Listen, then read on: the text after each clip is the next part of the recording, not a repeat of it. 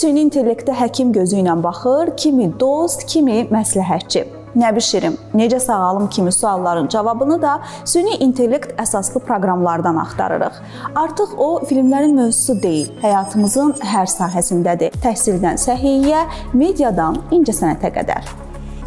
İstəsək də, istəməsək də süni intellektlə bərabər yaşayırıq. Bəs bu texniki tərəqqi bizi hara aparır? O, rahatlıqdır, yoxsa təhlükə? Süni intellekt insanı əvəz edə biləcəkmi? Cəmiyyətdə yeni bir inqilab baş verir. Bu gün müəllimin bilgisi ilə sinifə hökmranlıq eləmənin dövrü bitibdir. İnsanın o təbii intellekti, süni intellekt uduzmağa doğru gedir. İnsan beynini istifadə eləməyi unudur. Niyə biz qoymayaq tələbələrimiz işlətsin? Videolarla fərqli informasiyalar yaya bilirlər. İnsan özü yaradır, sonra onun ötəsindən gələ bilmir. Bir gün robotlar bizi idarə edəndə peşman olmalıyıq. İnsanlar özü də özü kimi yaradıcı varlıqlar yaratmaq həvəsində olublar həmişə. Hətta qədim Yunan mifologiyasında bu haqda əfsanələr vardı. Funksional xüsusiyyətlərini əvəzləyə biləcək nəyisə axtarır insan həmişə. Onlardan biri də insanların intellektinə kömək eləyə bilən hansısa bir texnoloji vasitəni yaratmaqdan ibarətdir. Elə kompüter də bu istiqamətdə yaranıb. Bəziləri bunun Alan Turingin maşın düşünə bilərmi əsəri vardı. O əsərdən sonra təşəkkül tapmasını qeyd edirlər. Süni intellekt kəlməsi, termini ilk dəfə istifadə olunub 1956-cı ildə McCarthy tərəfindən bir elmi konfransda təqdim olunub. Keçən əsrin 40-cı illərin əvvəllərində insanın özünün beynini hədəf götürdülər. O neyronu öyrəndilər. İnsan beyni neyronun əsasında riyazi, texnoloji bir neyron yaradıldı. O toxum gətirib çıxardıldı. Bu günləri dərin təlimə, bu günləri böyük imkanlara 1960-cı ildə ELIZA adlı bir qərar dəstəkli sistem hazırladılar. 1980-ci ildə ekspert sistemlər ortaya çıxdı. 2000-ci illərdən sonra machine learning ortaya çıxdıqdan sonra artıq özü öyrənib, özü qərar verən sistemlərlə süni intellekt daha populyarlaşmağa başladı. Süni intellekt tarixini danışan zaman çox zaman Lütfüzadə adından unudurlar və yaxud ötəri keçirlər. Əslində Lütfüzadə psixoloji və riyazi tərəfdən yanaşmışdır. Süni intellektin bir istiqamətidir, qeyri-səlis nəzəriyyə, Lütfuzadənin fazlı logika ilə neyron şəbəkələrin hibrid olaraq istifadəsi və bu istiqamət tədqiqat işləri görülür. Amma hal-hazırda sırf neyron, yəni səlis riyaziyyatın təqdim etdiyi dərin neyron şəbəkələri üzərində qurulmuş süni intellekt modelləri daha geniş istifadə olunur. Daim öz ağlının sərhədlərini aşmaq istəyən insanın yaratdığı süni reallıq necə işləyir? Bizim biliklərimizlə formalaşıb, bizdən daha çoxunu necə bilir? Süni intellekt əsasında qurulan texnoloji sistem datanı götürür. İnsan necə öz-özünü öyrənirsə, o da dataları yığır, özü-özünü öyrənməyə başlayır. Bir körpənin ətrafı dərk etmə qabiliyyəti necə baş verir? O başlayır ətrafındakı obyektləri tanımağa. Bir müddətdən sonra onu dərk etmə prosesi baş verir. Bax, eyni məsələni süni intellektdə də var. Siz süni intellekt modelinə birinci məlumatı təmin etməlisiniz. İkinci isə həmin məlumatı analiz edib, ondan nəticə çıxartma bacarığı. Bu artıq riyazi alqoritmlərin hesabına baş verir. Üçüncü mərhələdə isə dəfələrlə o səhv etdikcə, onun səhvlərini, xətalarını düzəldirsə və axır nəticədə olur ki, o da istədiyiniz nəticəni alır. Hansısa sort ilan adamı vurandırsa, insan özünü düşünür ki, ilana bənzər nə qədər canlı varsa qorxuludur. Görürsən, insanda bu qabiliyyət var. Bugünkü süni intellektdə onu ümumiləşdirmə qabiliyyəti yoxdur. Bu istiqamətdə araşdırmalar gedir. Texnika, səhiyyə, təhsil, artıq hər sahədə süni intellektdən istifadə olunur. O həm bizi azad eləyir, həm də nəzarət alır. Biz onu proqramlaşdırırıq, amma o bizi formalaşdırır. Bəs biz sistemi ağıllandırdıqca o bizim düşünmə qabiliyyətimizi əlimizdən alır? Robotlar və yaxud da süni intellekt proqramları artıq təhsilə çox ciddi şəkildə siyarət etməkdədir. Çünki qiymətləndirmədə çox ciddi şəkildə biz buradan dəstək ala bilirik. Ümumiyyətlə, məzmunla bağlı elektron təhsil layihələri var ki, ciddi şəkildə istifadə olunmuş olur. Bizim məqsəd məramımız da uşaqlarımızı texnologiya ilə daha yaxından tanış etməkdir. Bu Bilgə Bot adlandırdığımız robotumuz tədrisdə hal-hazırda gördüyünüz kimi bizim yanımızdadır. Və bu daha çox süni zəka proqramları ilə işləyib, uşaqların suallarına cavab verə bilir, onlar ilə müəyyən söhbətlərə girə bilir. Bu əslində təhsildə robot texnologiyaların istifadəsi ilk mərhələsidir.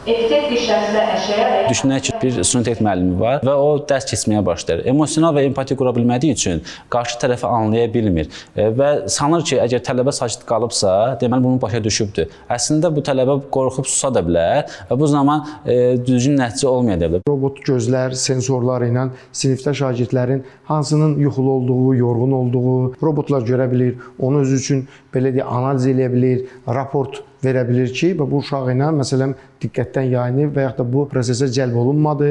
Artıq elektron ev tapşırıqları var. Robot artıq onu yoxlayıb analiz edə bilir. Bu baxımdan tədris və müasir təhsil texnologiyaları iç-içədir. Süni intellekt burada çox böyük imkanlar yaratmış olur. Niyə biz qoymayaq tələbələrimiz işlətsin? Çünki biz hansı tapşırıq ona verəcəksə, tələbə həmin tapşırığı süni intellektlə həll edə bilir. Təhsil sistemi artıq çox böyük dilemma qarşısında qalıb.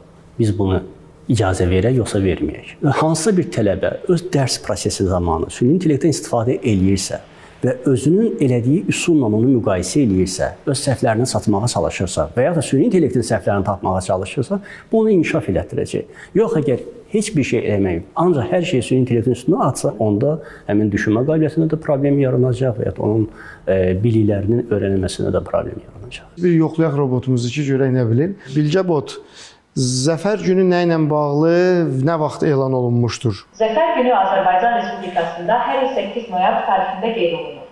Bu gün 2020-ci il Vətən müharibəsində Şuşa şəhərinin azad olunması və Azərbaycanın qələbə qazanması münasibətilə təsis edilir. Hər bir uşaq, hər bir şagird ilk gördüyündə çox sevinir və uşaqlar üçün maraqlı olan nədir? Bu nə eləyir? Nə iş görür?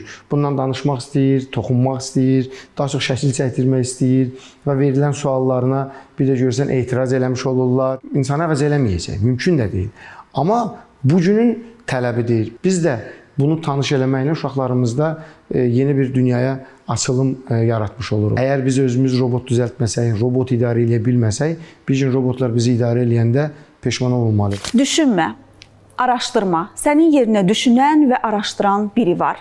Sadəcə istəklərini demək kifayətdir. Süni intellekt yeni növ insan yetişdirir. Düşünmək, analiz etmək, nəticə çıxarmaq qabiliyyəti olmayan insan yetişir, yoxsa əksinə? Bu yeni süni reallıq bizdən aldıqlarının qarşısında bizə nələri verir? İnsana dəstək verir. İnsan bir çox rutin işlərini süni intellekt vasitəsilə sürətləndirə bilər. Süni intellekt təhlükəsiz şəhər modeli bu olduqca böyük bir nailiyyətdir. Hansısa bir materialı bir mənbədən axtaracağıq. Mən getməliyəm kitabxanaya, kataloqları araşdırmalıyam, kitabı tapmalıyam. Oradan o mənbəni tapıb çıxartmalıyam. Amma mən bu qədər vaxtı bir proqrama müraciət eləyərəm. O tapıb o kitabdan o mənbəni mənə verə bilir və mən artıq onu daha fərqli formada emal eləyə bilirəm. Bizə zaman ilə yarışmaq öyrədir. İnsanın öz işini rahatlaşdırmaq üçün yaratdığı sistem onun rəqibinə çevrilir. Süni zəka bəzi sahələri sıradan çıxarır, insan əməyinə ehtiyac azalır. İnsan birinci növbədə beynini istifadə eləməyi unudur. Hər şeyi süni intellektə sual verməyə çalışır. İnsanların kreativliyi çox azalır. Qrafik dizaynerlərdə çətinlik yaranacaq. Çünki süni intellekt hal-hazırda çox şeyi həll edə bilir. Proqramlaşdırmada da, yəni əgər insan özünü gəlişdirə bilmirsə, 50 nəfər varsa 10 nəfər işdə saxlayacaqlar. Çünki çox şey avtomatik olaraq süni intellekt tərəfindən yazılacaq. Sadəcə olaraq üstündə nəzarət lazımdır. Əmək bazarının özü təbəqələşmişdir. Ən aşağı səviyyə. Ondan sonra gəlir müəyyən mütəxəssislər. Ondan sonra gəlir ən yaxşı mütəxəssislər, ekspertlər. Sonra da gəlir dahilər. Süni intellekt hardan başlamalıdır? Ən aşağıdan. Gündəlik olaraq adi bir əməlləri həyata keçirənlər o getməlidir. Onun yerinə süni intellekt gələcəkdir. Ondan sonra informasiyanı işləyənlər, ondan sonra gələcək biliklə işləyənlər, ondan sonra dediyim kimi o ən müdrik, ən belə dərin keyfiyyətli bilikləri əldə edən. Bilgi vermək baxımından bu gün ən yaxşı müəllimi belə internet resursları, süni zəka proqramları əvəz eləyir və çox da yaxşı əvəz eləmiş olur. Bir müəllimdən hər şeyin sualının cavabını ala bilmərik. Amma biz süni zəka proqramlarında istənilən sualın cavabını ala bilirik. Nə qədər texnoloji avadanlıqlar olsun, müəllimin, şagirdinin başının bir dənə sığalını heç bir zaman bu cür avadanlıqlar ifadə edə bilməz. Bu gün müəllimin bilgisi ilə sinifə hökmranlıq eləmənin dövrü bitibdir. Müəllim daha çox dəyərlərə sədaqəti ilə, mədəni münasibəti ilə önəmli bir varlıqdır, insandır. Siz süni intellektə əgər Nizami Gəncəvin bütün əsərlərini öyrətsəz, o başlayacaq Nizami Gəncəvi kimi şeir yazacaq, amma o dərin mənanı verə bilməyəcək. Amma bu bizə kömək də göstərir. Məsələn, yazıçılar daha sürətlə başlayırlar kitablarını yazmağa. O ideyasını süni intellektdən istifadəyə daha yaxşı formalaşdıra bilir. Onun elementlərini dəyişir, cümlələri dəyişir, sözləri dəyişir. Onu daha yaxşı vəziyyətə gətirir. Əslinə qalanda bu həmin yaradıcılıq imkanlarının daha da artırılmasına səbəb olur. Biz də süni intellekti öyrənməyə can atmalıyıq, öyrənməliyik. Təzə peşələr çıxacaq və hamımız da mən elə fikirləşirəm ki, iş tapa biləcəyik. Süni reallıqla ayaqlaşmaq dövrün tələbi halına gəlib. Ondan maksimum yararlanmaq, startap layihələr hazırlayaraq yeni texniki imkanlar açmaq kimi. Mən nə etdim? Oturdum, biraz araşdırma elədim. Görüm ki, necə işləyir süni intellektlə video yaratmaq. Hazırladığım platforma adı VeoAzdır. Azərbaycanın ilk və tək süni intellektlə video yaratma platformasıdır. Məqsədimiz odur ki, insanlar çox pul xərcləmədən daha rahat bir şəkildə video hazırlaya bilsin. Öz videoları olsun, hansısa bir səhnə təsviri olsun, reklamları olsun, hansısa bir şəkli canlandırmaq olsun, rahat bir şəkildə dil bariyeri olmadan. Çünki Google-un web texnologiyasına girib hansısa bir şey yazanda Azərbaycanda deyir ki, bu ancaq ingilis dilini dəstəkləyir. Mənim yaratdığım platformada fərq odur ki, mən girirəm, məsələn, 2 nəfər bağda oturub çay içirlər və biri o birinə deyir ki, çox dadlıdır. Gözləyirik, platforma avtomatik olaraq bizim bu yazdığımız promptu OpenAI-in API-na göndərir, təkmilləşdirir. 10 kəlmədən ibarətdir bizim verdiyimiz səhnə təsviri, amma bizə 100-150 üzəri səhnə təsvirini təkmilləşdirib veribdir. Video yaratdırmasına basandan sonra avtomatik olaraq bu göndərilir Google-un Veo platformasına hazırlanması üçün. Çay çox dadlıdır. Armudu stəkandır, qənd də əlindədir adamın və çay içirlər. Hədəfimiz bu layihə ilə dünya çapına çıxmaq istəyirəm.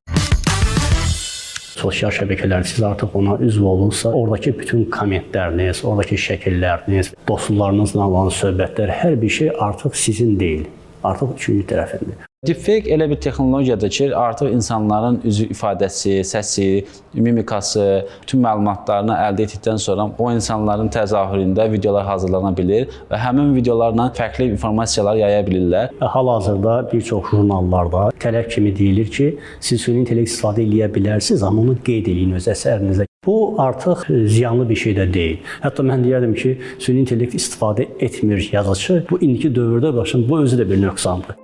Bəşər boyu insan müxtəlif kəşflər eləyib, amma ilk dəfə özünə bərabər düşünə, qərar verə bilən sistem yaradıb. Bəlkə də süni intellekt insanın davamıdır. Bəlkə də o, insandan üstün hala gələrək yeni dünyəvi reallıqlar yaradacaq.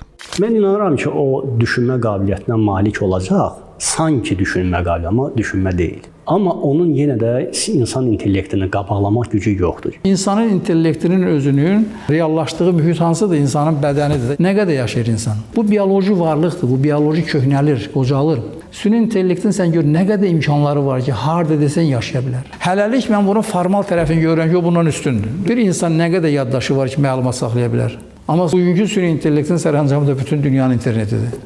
İndi həmin o süni intellektin özünün informasiya bazasına bax, insanın özünün informasiya bazasına bax. Hələlik bu günləri insanın özünün təbii intellektinin imkanları süni intellektdən üstündür. Amma ayrı-ayrı parametrlər üzrə keçəndə görürsən ki, addım insanın o təbii intellekti, süni intellekt uduzmağa doğru gedir. Elə bil ki, insan geniş şüşədən buraxır. Yəni insan özü yaradır.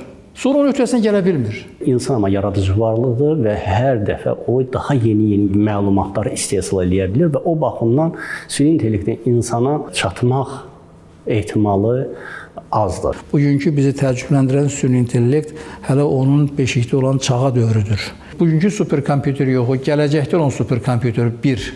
Bugünkü internet yox, daha da ağıllı internet, daha da keyfiyyətli data, insana xas olan xüsusi o modellər və s. Onları hamısını tətbiq edəndən sonra, həm də bu qocalmırsa, dediyim kimi bunun platforması tamam başqadırsa, süni intellekt bugünkü süni intellekt olan deyil.